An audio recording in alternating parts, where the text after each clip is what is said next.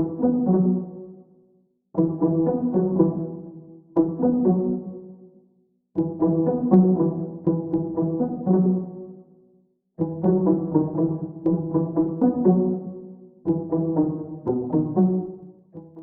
raha nahita fa tonga namangy any filoham-pirenena mivady teny tanàna Iavoloha ireo manamboninahitra isantsokajiny sy ireo ratsamandraika rehetra tamin'ity herinandro ity ary isany hita teny an-toerana ihany koa sy nanaitra ny maro raha vantany vao nahita an'ireo fianakaviam-ben'ny artista izay tonga nitondra Izaia teny firarian-tsoa sy fiarabana tratry ny taona tamin'ny andriamatoa filoham-pirenena mivady Izaia teny amin'ny lapan'ny Iavoloha eteny ary isany niteraka resabe mo izany rehetra izany. Ka ny pitsopitsony mahakasika an'izay no fakafakena amintsika atao anatin'ity video ity ka manasa antsika rehetra anaraka an'ity video ity hatramin'ny farany. Aza dino ny milaiky ny video antsika ary tsarovy hatrany ny miabone amin'ny chaîne antsika mba ahafahanareo manaraka sy tapaka ny video izay lefa nahita isan'andro. Tsy ampelera moa isika fa avy hatrany tonga dia vavany ndahoary.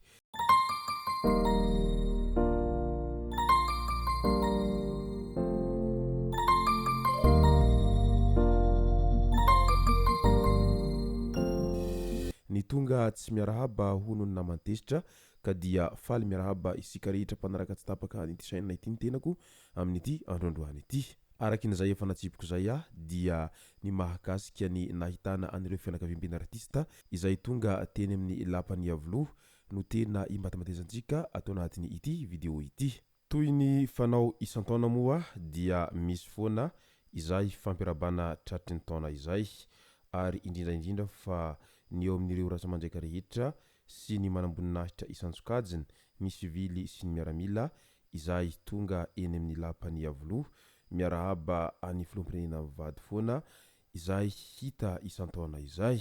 Tonga teny an-toerana ny fianakaviam-ben'ny folo alin-dahy noho ny andro ny manamboninahitra malagasy izay ankalazaina isaky ny 12 Janoary. Ny soatoavina misy eo amin'ny folo alin-dahy dia mampahatsiahy hatrany ny adidy goavana eto amin'ny firenena izay iantsorohan'izy ireo. Anisan'izany ny fiarovana ny vahoaka sy ny fananana ary fitandrona ny fiandrianam-pirenena. Mazava ny vina sy ny tanjona ho tratrarina dia ny hampandroso any Madagasikara. Tonga nitondra ny teny fiarabana teo amin'ny filoham-pirenena mivady ihany koa ireo mpikambana ao amin'ny fitsarana avomban'alam-panorenana tamin'izao taona vaovao izao.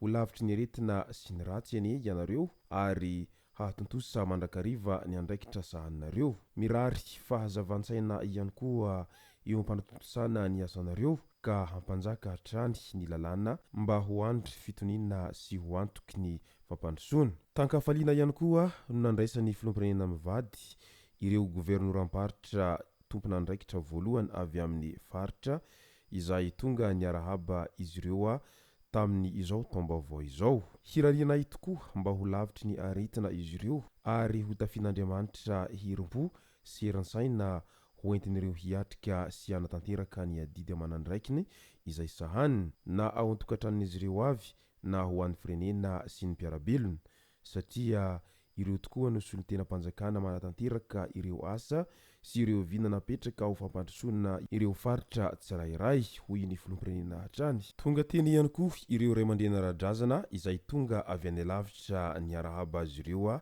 tamin'izao taom-baovao izao. Ianareo no miantoka ny soatoavana malagasy tsy ho dilany lasa fa mampita izany amin'ireo taranaka faramandimby. Mirary fahasalamana sy fahombiazana ho anareo amin'ny adidy masina iandreketanareo. Ny famela maso ny mahaolona ny malagasy ho hiatrany ny filoham-pirenena tao amin'ny pejiny tao. Teny an-toerana ihany koa ireo solotena avy amin'ny MTM sy ny Samartan Spurs raha tonga niarahaba noho ny taona vaovao izao. Asa fanasoavana fitondrana ambavaka famolavolana ny olona ao anatin'ny finoana no hifotoranareo ary mifanome tanana sy mifanampy isika satria fanasoavana ny vahoaka no ataontsika miaraka. Mirary tokoa izahay mivady ny hoe izay fanirina soa ao am-pontsika ny ho tanteraka avokoa ho hiatrany ny filoha. Tsy ambakany ireo zay tonga teny an-toerana ihany koa ireo solotena any ireo fianakaviam-ben'ny artista malagasy izay nitondra ny teny fiarabana sy firarian-tsoa ho an'ny andriamatoa filoham-pirenena mivady teny iavolohateny. Raha nihita teny an-toerana izay mahakasika ny fianakaviana artista izay dia notarihiny ireo artista kalaza toandry Jere Marcos, ry Dadilove, ry César sy ireo mpanakanto maro samihafa izay niaraka tamin'izy ireo teny an-toerana teny. Fa araky ny hita hatrany dia ireo izay mpanakanto nandrafitra aniny hira ny fampilisan-kevitra farany teo iny no ankamaroan'ireo izay tonga nitondra ny teny fiarabana sy firarintsoa ho any Andriamatoa filoham-pirenena mivady teny iavoloha izay. Ary tsy dia nahitana tazana ireo artista avy ao fovoan-tany loatra no hita tao anatiny izay sary ny paritaka eran'ny tambazora tserasera Facebook mahakasika an'izay firarintsoa nataon'ireo fianakaviana artista teny an-toerana izay. Mety midika inona izay tsy fahitana an'ireo artista avy ao fovoan-tany izay tonga nanotrona an'izay fiarabana tratry ny taona teny iavoloha izay. Maro sahady no maneho hevitra manoloana an'izay rehetra izay. Ao moa ireo izay artista kalaza taloha izay isany tsy voaantso nandrafitra any fanaovana hira ny fampilezan-kevitra farany teo no sady tsy voaantso nanao fampilezan-kevitra farany teo ihany koa toandry Cougar izay naneho ny heviny tao anatiny pejiny tao ary isany tehteny betsaka fa aleo ihany mangina ho izy tao anatiny izay fanambarana nataony tao anatin'ny pejiny mahakasika an'ilay sarina artista hita teny an-toerana izay.